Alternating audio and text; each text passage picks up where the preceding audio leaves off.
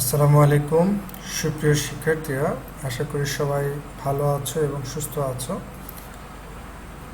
সবাইকে আজকের ক্লাসে স্বাগতম। আমি এবিএম মঞ্জুর হাসান, সহকারী শিক্ষক, Bangla Ghatail cantonment public school ও কলেজ। প্রিয় শিক্ষার্থীরা, আমি আজ সপ্তম শ্রেণীর বাংলা প্রথম পত্রে একটি বিষয় নিয়ে আলোচনা করব তোমাদের এই ক্লাসে। চলো আমরা একটি ছবি দেখতে পাচ্ছি। এই ছবিতে আমরা কি বুঝতে পারছি বলো তো? চিত্রের মাধ্যমে কি বুঝতে পারছো তোমরা? একজন আরেকজনের সাথে কর্ম করছে। সকলকে নিয়ে যখন কোনো কাজ করা হয় তখন তাকে আমরা কি বলতে পারি? যখন কোনো বড় কাজ একা করতে পারি না তখন কিসের প্রয়োজন হয়? তোমরা কি বলতে পারবে? একতা বা দলের প্রয়োজন হয়। তাহলে কি তোমরা এটুকু ধারণা করতে পারছো যে আজকে আমাদের পরিচিত বিষয় কি? আমাদের পাঠের কোন বিষয়ের সাথে মিল রয়েছে, কোন বিষয়ের সাথে? দেখো, আজকের পাঠ হচ্ছে সাম্য। সাম্য লিখেছে কে? সুফিয়া কামাল।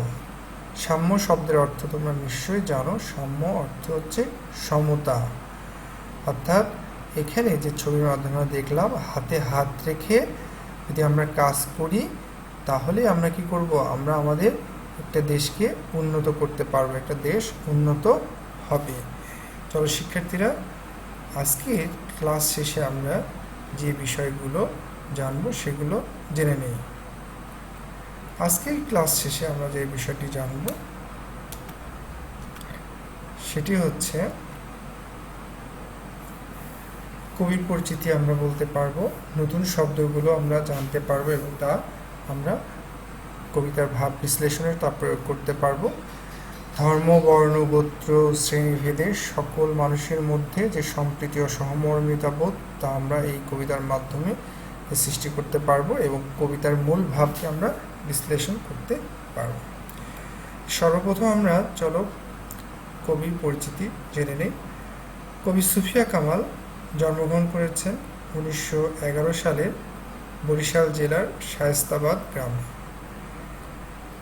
পরিচয়, বিশেষ করে তার বিশেষ পরিচয় হচ্ছে তিনি সফল সংগঠক ও নারী নেত্রী। তিনি তার কর্মের জন্য যে পুরস্কার পেয়েছেন তা হচ্ছে তিনি বাংলা একাডেমি 21 পদক পেয়ে ভূষিত হয়েছেন। তার উল্লেখযোগ্য রচনার মধ্যে রয়েছে সাঝের মায়া, মায়া কাজল, কেয়া কাটা ইত্যাদি উল্লেখযোগ্য। তিনি মৃত্যুবরণ করেছেন 1999 সালের 2 নভেম্বর ঢাকাতে। প্রিয় শিক্ষার্থীরা, তোমরা এই যে লেখক পরিচিতি, সংক্ষিপ্ত লেখক পরিচিতি জানলে, এছাড়াও লেখিকার যে আরও বিস্তারিত তার জীবনী রয়েছে তোমরা সেটিও জানবে। তবে তোমাদের জন্য, যেহেতু তোমরা ক্লাস 7-এ পড়ো, তোমাদের পাঠ্য বইয়ের লেখক পরিচিতি জানলেই হবে। তাহলে আমরা এই যে তথ্যগুলো থেকে জানলাম, তোমরা নিশ্চয়ই এটা আমার ইনবক্সে লিখে পাঠাবে তিনি কত খ্রিস্টাব্দে জন্মগ্রহণ করেছেন এবং কবি সুফিয়া কামালের 2টি পুরস্কারের নাম লিখো। আজকে পাঠে যে নতুন শব্দগুলো আমরা আগে জেনে নিই। প্রসারিত শব্দের অর্থ হচ্ছে বিস্তার লাভ করেছে এমন। দীপ্তিমান অর্থ হচ্ছে উজ্জ্বল। সিন্ধু অর্থ হচ্ছে সমুদ্র বা সাগর। কেতন শব্দের অর্থ হচ্ছে পতাকা। তাহলে এবার চলো আমরা মূল পাঠের বিষয়বস্তু আমরা ধীরে ধীরে কবিতার যে ভাব বিশ্লেষণ করতে থাকি। চলো।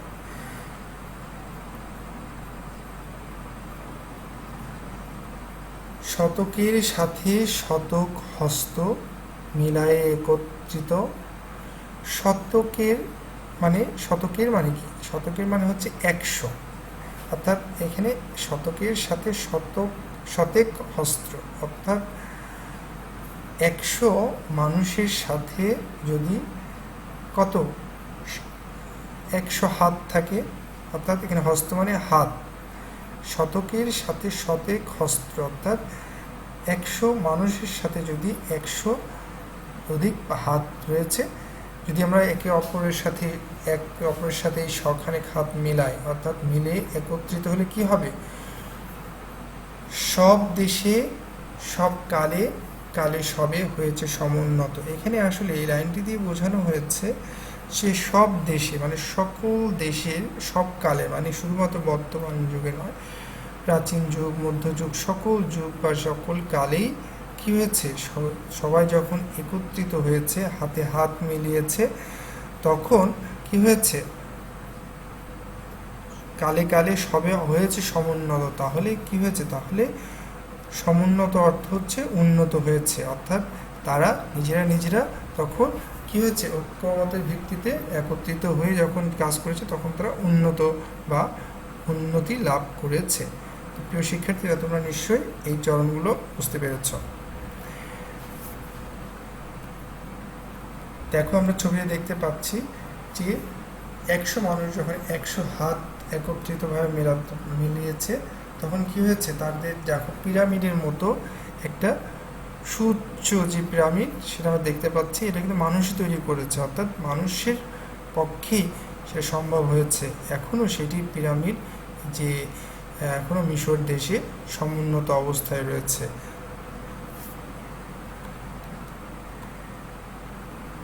বিপুলা পৃথিবী প্রসারিত পথ, যাত্রীরা সেই পথে। বিপুলা শব্দের অর্থ হচ্ছে বড়, অর্থাৎ এই পৃথিবীটা আসলে অনেক বড়। প্রসারিত পথ অর্থাৎ এই এই মানে পৃথিবীর পথ অর্থাৎ রাস্তা হচ্ছে অনেক বড়, বা চলার পথটা অনেক প্রসারিত।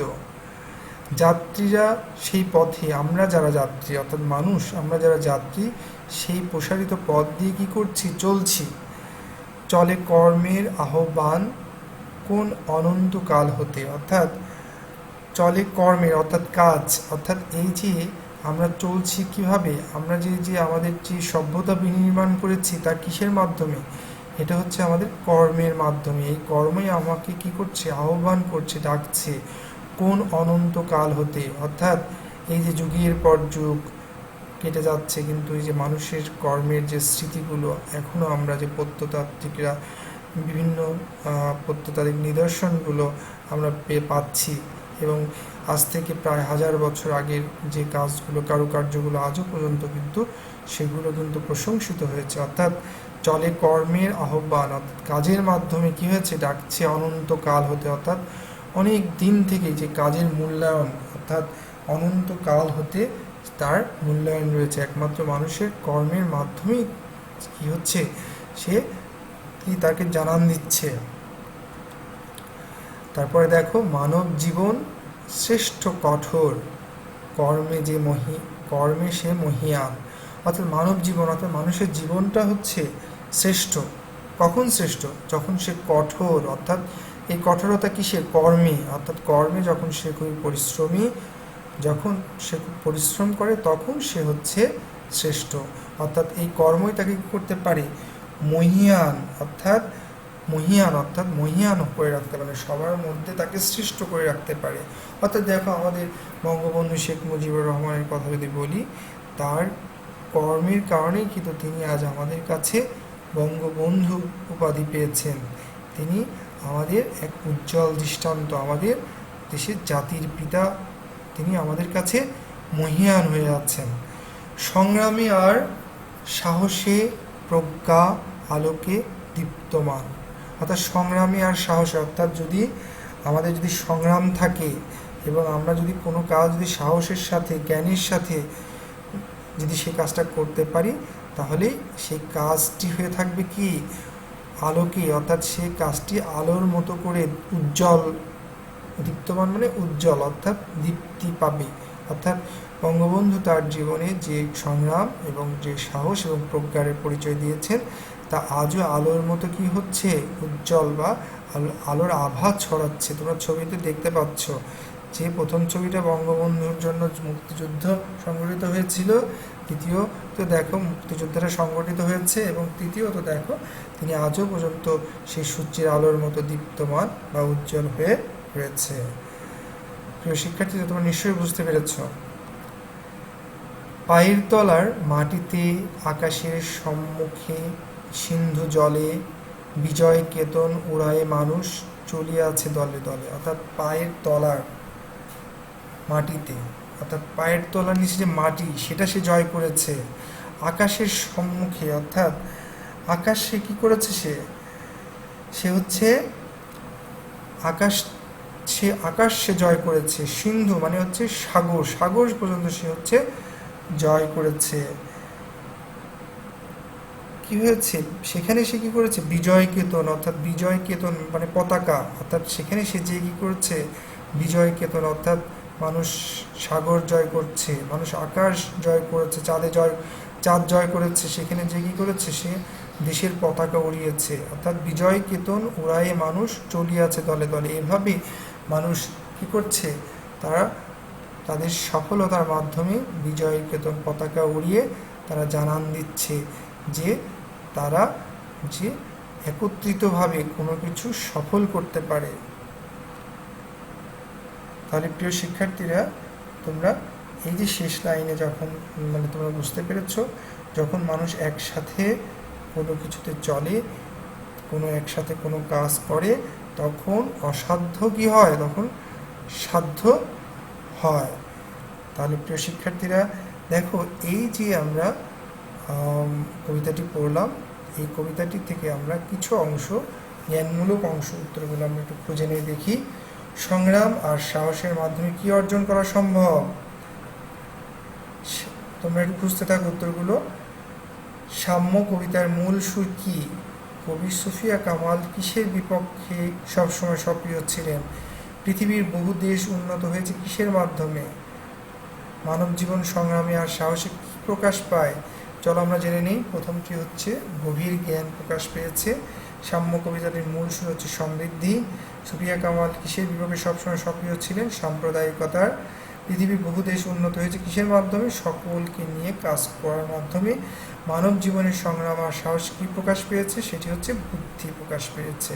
প্রিয় শিক্ষার্থীরা, আমরা যে এই যে কবিতাটি বিশ্লেষণ করলাম, চলো এবার এই কবিতাটির মূল যে ভাব সেটা আমরা জেনে নেই, মূল বক্তব্যটা আমরা জেনে নেই।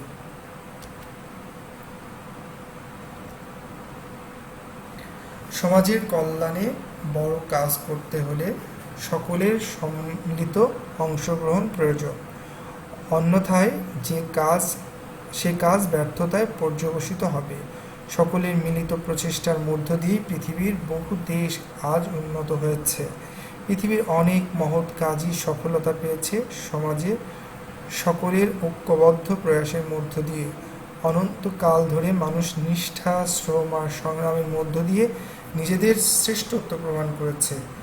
তাই সামগ্রিক উন্নয়নের জন্য ধর্ম, বর্ণ, গোত্র ও শ্রেণীভেদে সমাজের সকলের মাঝে পারস্পরিক সৌহার্দ্য ও সম্প্রীতির বন্ধন তৈরি করতে হবে। তাহলে প্রিয় শিক্ষার্থীরা, আমরা যে এই সাম্য বা সমতার যে কবিতাটি আমরা পড়লাম, তার মূল বক্তব্যটা হচ্ছে আমরা ধর্ম, বর্ণ, গোত্র, শ্রেণী, জাতিভেদ সকল ভুলে অসাম্প্রদায়িক চেতনাকে নিয়ে আমরা যদি একসাথে পথ চলি, একসাথে হাতে হাত রেখে চলি সামনের দিকে, তাহলে আমাদের দেশ এবং জাতি উন্নত হবে এবং আমাদের মধ্যে পারস্পরিক সৌহার্দ্য এবং সম্প্রীতি বন্ধন তৈরি হবে। আমাদের জাতি উন্নত হবে এবং সকল জাতির মধ্যে আমরা শ্রেষ্ঠ হব। তাহলে প্রিয় শিক্ষার্থীরা, তোমরা নিশ্চয়ই বুঝেছ। এবার তোমাদের যে বাড়ির কাজটা হচ্ছে যে পঠিত অংশ, অর্থাৎ যে তোমাদের লেখক পরিচিতি, তোমাদের শব্দার্থ এবং পঠিত অংশ থেকে তোমরা 15টি জ্ঞানমূলক নিজেরা তৈরি করবে এবং এখান থেকে উত্তর লিখবে নিজেরা, এবং এটি আমার পার্সোনাল আইডি অর্থাৎ ইনবক্সে তোমরা পাঠিয়ে দিবে। প্রিয় শিক্ষার্থীরা, তোমরা সবাই ভালো থাকবে। এর পরবর্তী ক্লাসে এই অধ্যায় থেকে একটি সৃজনশীল প্রশ্ন নিয়ে আমরা আলোচনা করব। সে পর্যন্ত সবাই ভালো থাকবে। দেখো, ইকুয়ালিটি এবং ইকুইটি দুটি আমাদের জীবনে প্রয়োজন। সবাই ভালো থাকবে এবং সুস্থ থাকবে। আল্লাহ হাফেজ।